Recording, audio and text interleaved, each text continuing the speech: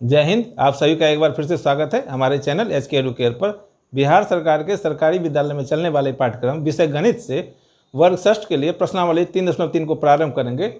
पहला प्रश्न है, निम्नलिखित संख्याओं के मौस अर्थात महत्तम समवर्तक अभाज्य गुणनखंड द्वारा ज्ञात करें। किस विधि से ज्ञात करना है?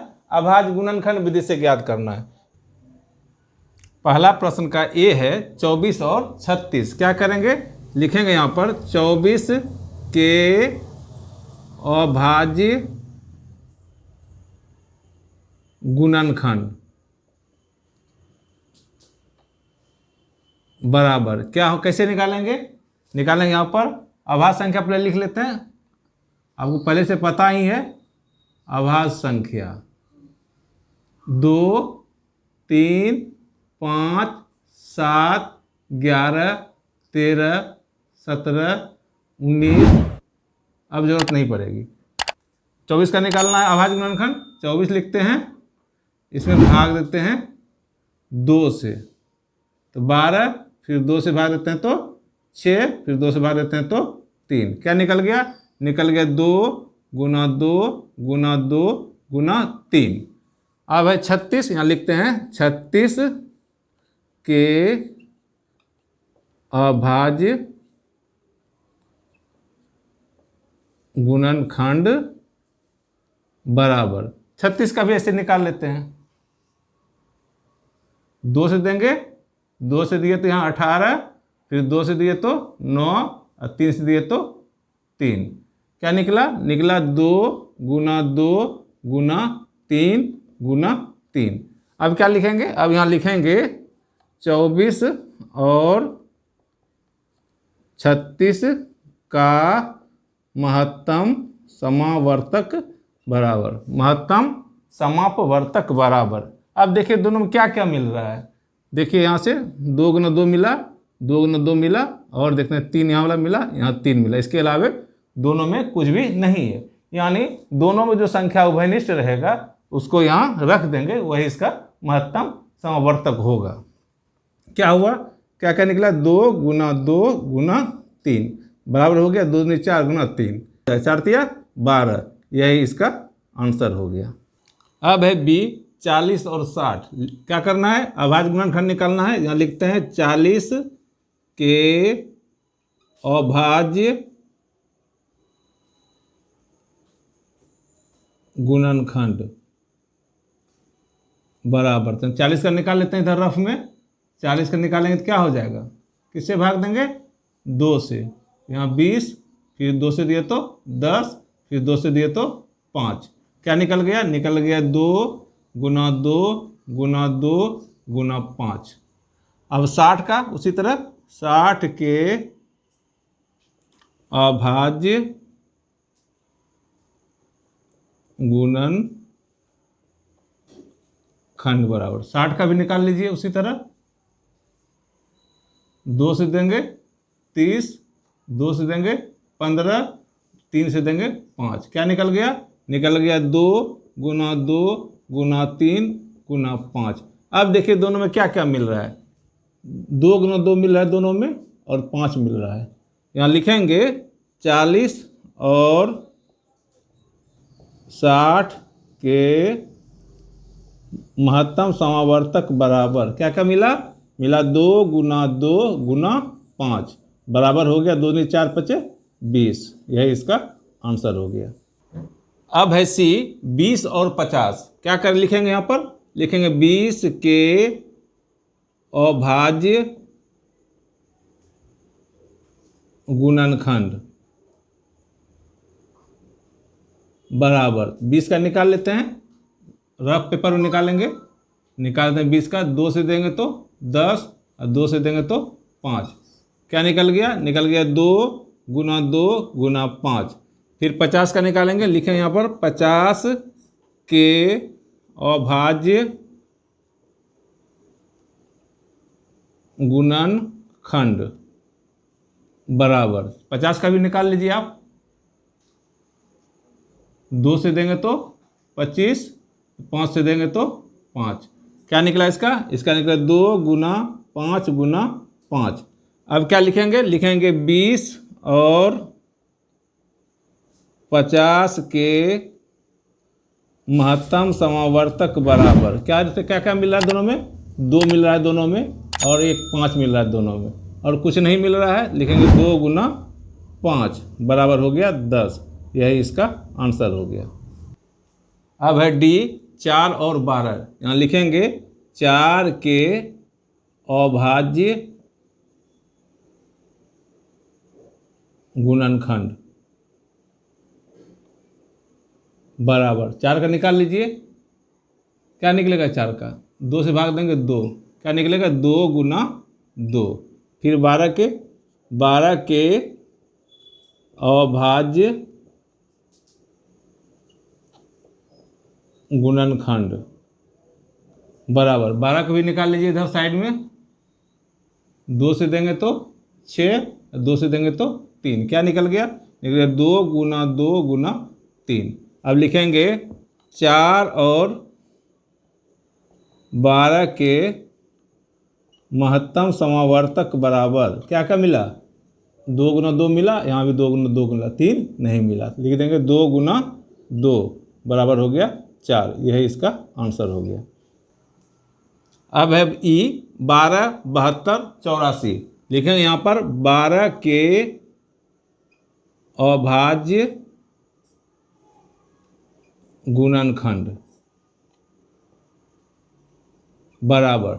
12 का निकाल लीजिए पहले। 12 का निकालेंगे, 2 से भाग देंगे, होगा 6, फिर 2 से देंगे तो 3। क्या निकल गया? निकल गया 2 गुना 2 गुना 3। उसके बाद है 72। लिखेंगे यहाँ पर 72 के अभाज्य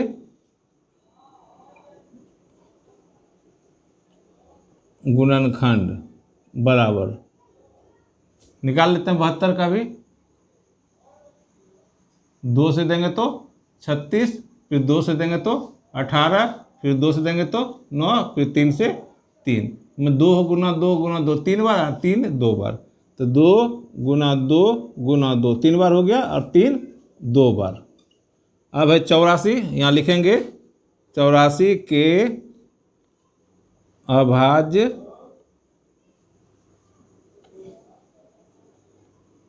गुणनखंड बराबर।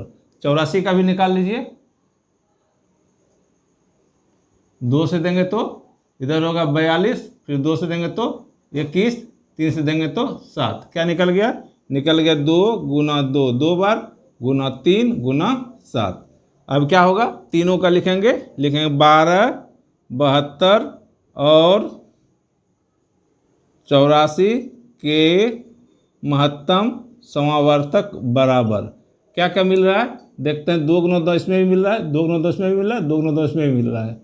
अब 3 इसमें भी मिल रहा है, 3 इसमें भी मिल रहा है, 3 इसमें भी मिल रहा है। इसके अलावा कुछ नहीं मिल रहा है। तो क्या हो गया? हो गया 2 गुना 2 गुना 3 बराबर कितना हो गया? गुना करने पर हो गया 2 4 गुना 3 12।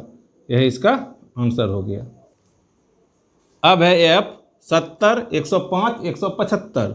लिखेंगे यहाँ पर 70 के अभाज्य गुणनखंड बराबर। 70 का निकाल लीजिए। 70 का निकालिए। 2 से देंगे तो 35, 5 से देंगे तो 7। क्या हो गया? हो गया 2 गुना 5 गुना 7। अब 105 लिखेंगे यहाँ पर 105 के अभाज्य गुणनखंड बराबर। निकाल लीजिए 105 का। 105 में भाग दीजिए किससे? 5 से देते हैं, निकलेगा यहाँ 21, 3 से देते हैं तो 7। क्या निकला इसका? इसका निकला 5 गुना 3 गुना 7। अब 175 का लिखते हैं। 175 के अभाज्य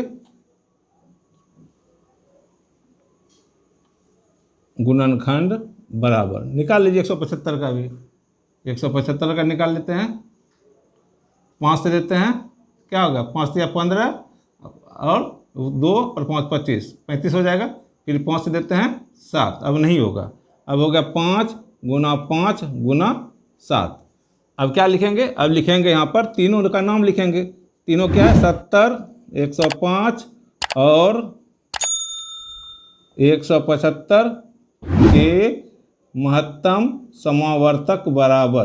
क्या क्या क्या मिल रहा है सब में, सबसे देखिए यहाँ 5 मिल रहा है, यहाँ 5 मिल रहा है, यहाँ 5 मिल रहा है, यहाँ 7 मिल रहा है, 7 मिल रहा है, 7 मिल रहा है। अब कुछ नहीं मिल रहा है, मिल रहा है कुछ, देखें यहाँ पर 5 गुना 7 बराबर हो गया 35, यही इसका आंसर हो गया। अब है जी 91, 112 और 49। यहाँ लिखेंगे 91 के अभाज्य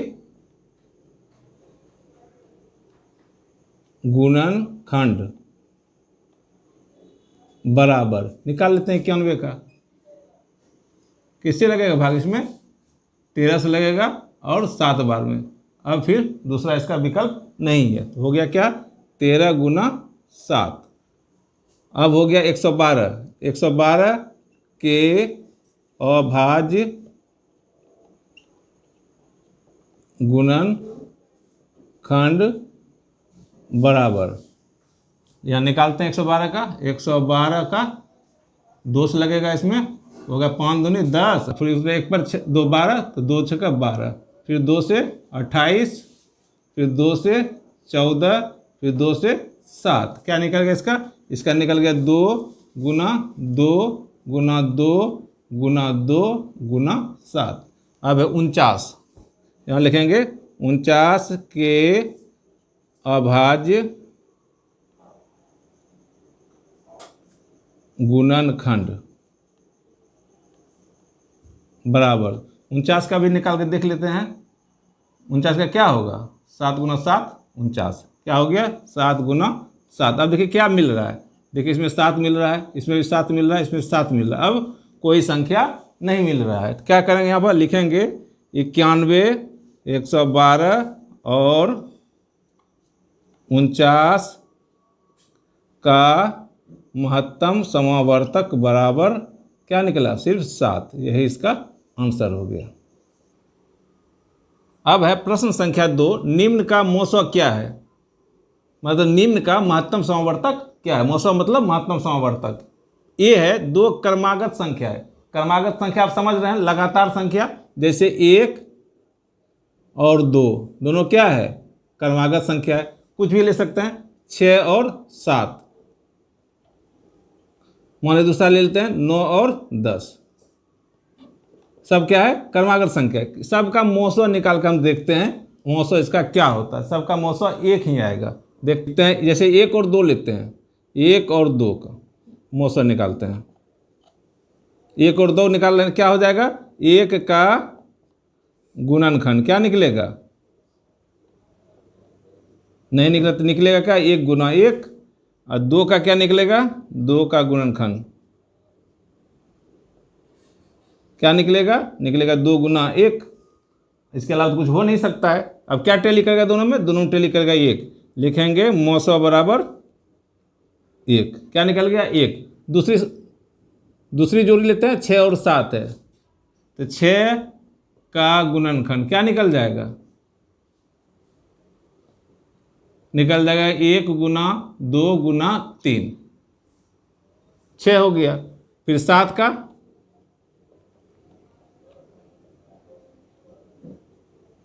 बराबर 1 गुना 7, दोनों में क्या टैली करेगा, 1 के अलावा कुछ भी टैली नहीं करेगा। 6 और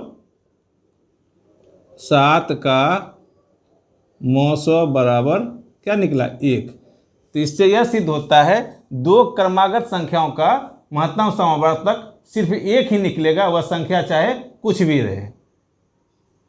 2 क्रमागत संख्याओं का महत्तम समावर्तक एक ही निकलेगा। आपको 2 उदाहरण के द्वारा समझा दिया गया है। बी, 2 क्रमागत सम संख्याएं। सम संख्या आपको पता ही है, 2, 4, 6, 8, 10, 12 लिख लेते हैं। 2 और 4 एक जोड़ी ले लिए, फिर लेते हैं 6 और 8,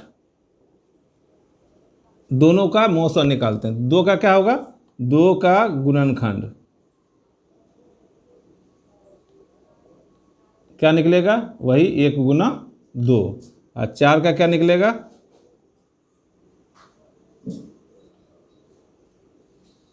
बराबर 1 गुना 2 गुना 2। सब में क्या टैली किया? सिर्फ 1 और क्या टैली किया? 2। तो क्या हो गया? 2 और 4 का मौसा बराबर गुना 2 बराबर हो गया 2। मतलब दो क्रमागत सम संख्याएं का अगर हम लोग मौसा निकालते हैं तो क्या निकला? 2। दूसरा भी चेक कर लेते हैं। दूसरी जोड़ी 6 और 8 है, तो 6 का क्या निकलेगा? 6 का गुणनखंड क्या निकलेगा? निकलेगा 2 गुना 3। और 8 का क्या निकलेगा? 8 का गुणनखंड क्या निकलेगा? निकलेगा 2 गुना 2 गुना 2। देखिए क्या मिल रहा है दोनों में? सिर्फ 1 2 मिल रहा है। तो 6 और 8 का महत्तम समावर्तक बराबर सिर्फ 2। मतलब यह बात सिद्ध हो गई, दो क्रमागत सम संख्याएं का महत्तम समावर्तक जब निकालेंगे तो उसका आंसर सिर्फ 2 ही आएगा। अब है सी, दो क्रमागत विषम संख्याएं। आपको पता है विषम संख्या कौन कौन है? 1 3 5 7 9 इत्यादि। तो दो क्रमागत 1 और 3 ले लेते हैं और दूसरी जोड़ी ले लेते हैं 7 और 9 ले लिए। पहले इसका निकालते हैं। 1 का क्या निकलेगा? 1 का गुणनखंड क्या हो सकता है? 1 गुना 1। और 3 का क्या होगा?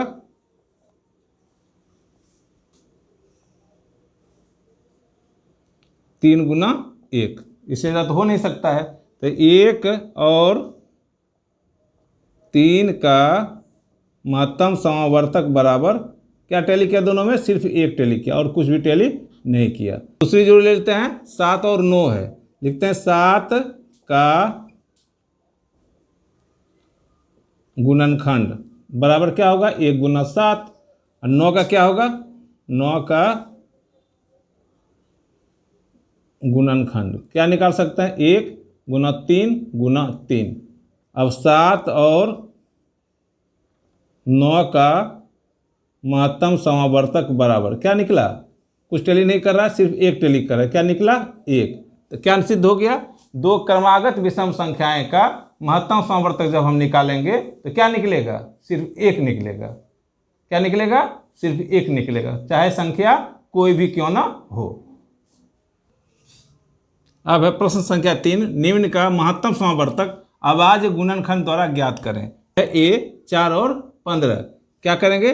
4 के क्या निकालना? अभाज्य गुणनखंड। 4 के अभाज्य गुणनखंड बराबर क्या निकालेंगे? 4 से भाग देंगे, 4 में भाग देंगे 2 से, तो 2, फिर 2 से देंगे तो 1। क्या निकल गया? निकल गया 2 गुना 2 गुना 1। 1 नहीं भी दे सकते हैं, दे भी सकते हैं। फिर है 15 के अभाज्य गुणनखंड बराबर 15 का निकाल लीजिए। किससे भाग देंगे? 3 से, तो हो गया 5। और फिर 5 में भाग देंगे तो 1। क्या निकल गया? निकल गया 3 गुना 5 गुना 1। अब लिखेंगे यहाँ पर 4 और 15 का महत्तम समावर्तक बराबर क्या मिला? यह नहीं मिला, यह भी नहीं मिला, यह भी नहीं मिला, यह भी नहीं मिला। हम लोग एक्स्ट्रा 1 दिए हुए थे जिसका कोई महत्व नहीं था, वही मिला। क्या निकला? महत्तम समावर्तक 1। यही इसका आंसर हो गया। अब है बी, 8 और 9। लिखेंगे यहाँ पर 8 के अभाज्य गुणनखंड बराबर 8 का निकाल लीजिए। 2 से देंगे तो 4, फिर 2 से देंगे तो 2, फिर 2 से देंगे तो 1। क्या निकला? निकला 2 गुना 2 गुना 2 गुना 1। उसी तरह 9 का, 9 के अभाज्य गुणनखंड बराबर 9 का निकाल लीजिए। 3 से देंगे इसमें, 3 3 9, फिर 3 से देंगे तो 1। क्या निकला इसका? 3 गुना 3 गुना 1। अब लिखेंगे यहाँ पर 8 और 9 का महत्तम समावर्तक बराबर क्या निकला? कुछ भी नहीं मिला, सिर्फ 1 के अलावे क्या निकला? 1। और दूसरी बात इसमें ध्यान दीजिए, 8 और 9 क्या है? क्रमागत संख्या है। आपको पता है कि क्रमागत संख्याओं का मौसा कितना निकलता है? 1 निकलता है। फिर से निकला तो 1 ही निकला, यही इसका आंसर हो गया। अब है सी 4 और 13। 4 के अभाज्य गुणनखंड निकालेंगे, बराबर क्या होगा? 4 कब निकाल सकते हैं? आपको तुरंत निकाल लीजिएगा। 2 से देंगे तो 2, और फिर 2 से देंगे तो 1, क्या हो गया? 2 गुना 2 गुना 1। उसी प्रकार 13 के अभाज्य गुणनखंड बराबर, 13 खुद अभाज्य संख्या है, इसका सिर्फ 1 ही निकलेगा, 1 गुना 13। मौसा क्या निकल गया? 4 और 13 का महत्तम समापवर्तक बराबर क्या मिला? कुछ नहीं मिला, सिर्फ 1। यही इसका आंसर हो गया। मिलते हैं नेक्स्ट वीडियो में। आप लोगों का बहुत बहुत धन्यवाद।